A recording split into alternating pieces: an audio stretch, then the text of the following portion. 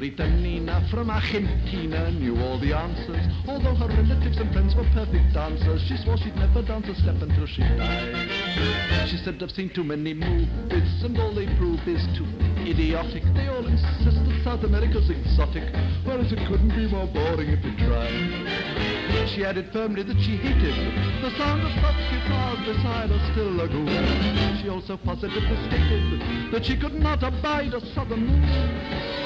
And she could not refrain from saying that that idiotic swaying and those flat guitarists swaying were an interest to her race. And that she really couldn't face such international disgrace.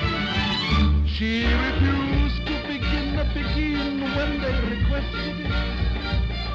And she made an embarrassing scene if anyone suggested it, for she detested it.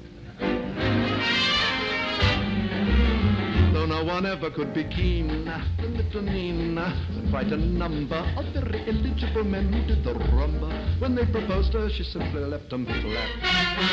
She said that love should be impulsive, but not convulsive and syncopated. Had a discouraging effect on procreation, and that she'd rather read a book, and that was that.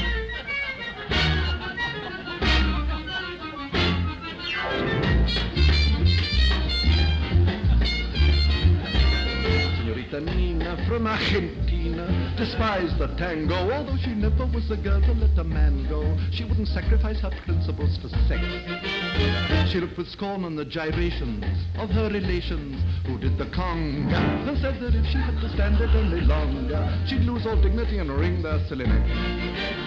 She said that frankly she was blinded to all that over-advertised romantic charm. And then she got more bloody-minded and told them where to put their tropic palm. She said, I hate to be pedantic, but it drives me nearly frantic when I see that unromantic, sycophantic lot of sluts forever wriggling their guts. It drives me absolutely nuts.